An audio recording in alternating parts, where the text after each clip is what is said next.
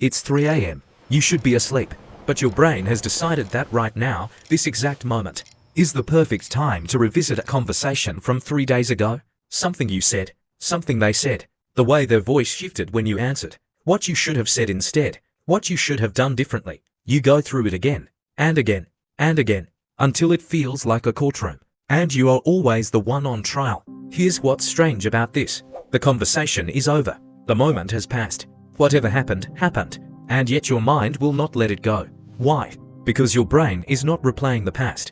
It is preparing for the future. The part of your brain responsible for social survival, the part that has been doing this job for thousands of years, does not know the difference between conversation that happened and a threat that is still happening. To that part of your brain, a moment of social tension, a misread expression, an awkward silence, these are not just uncomfortable. They are signals, danger signals. And when danger signals appear, the brain does what it always does. It runs the simulation again, trying to find the mistake, trying to fix it, trying to make sure it never happens again. It is not punishing you, it is protecting you. But here is the problem. The people who replay conversations most, the deep thinkers, the ones who feel everything, they don't just run the simulation once, they run it 50 times. And every time they run it, they are not looking for solutions. They are looking for proof. Proof that they were wrong. Proof that they said the wrong thing.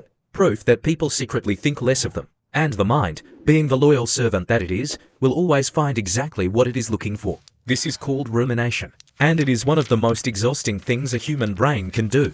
Not because thinking is bad. Thinking is one of your greatest strengths. But rumination is not thinking.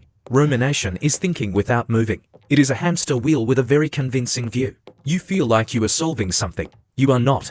You are circling. So where does this come from? For most people who struggle with this, it goes back to early experiences of unpredictability. A home where the mood could shift without warning. A parent whose approval was inconsistent. An environment where you learned very early that reading people carefully was how you stayed safe. You became an expert at tone of voice, at micro-expressions, at the weight of silence. You learned to catch things before they became problems. That skill kept you safe then. Now it keeps you awake. Because the brain that learned to scan for danger never fully learned to stop scanning, even when you are safe, even when the conversation was fine, even when nobody is angry and nothing went wrong, your brain is still checking, still reviewing, still asking, are you sure?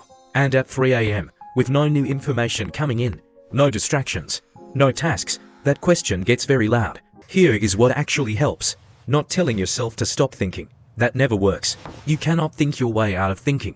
What works is giving the brain what it is actually asking for, which is not a perfect answer. It is safety. When the replay starts, try this. Ask yourself one question. Is there anything I can actually do about this right now, at 3 a.m.? Almost always, the answer is no. And that is not a failure. That is information. It tells your brain, this is not an emergency. This is a thought. And thoughts do not require action at 3 a.m. The second thing that helps is learning to separate the story from the fact. The fact is, a conversation happened. The story is, they think less of me now. I ruined it. I always do this. The story is not the fact. The story is your brain filling in blanks with old fears. And old fears are not reliable narrators.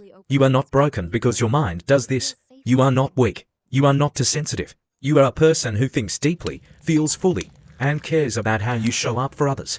That is not a flaw. It is just a mind that never learned it was allowed to rest. So tonight, when the replay starts, and it probably will, try to remember this. The courtroom is closed.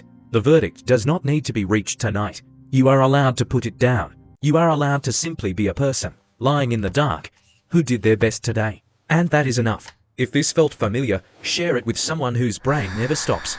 And subscribe to What You Carry for a new video every week.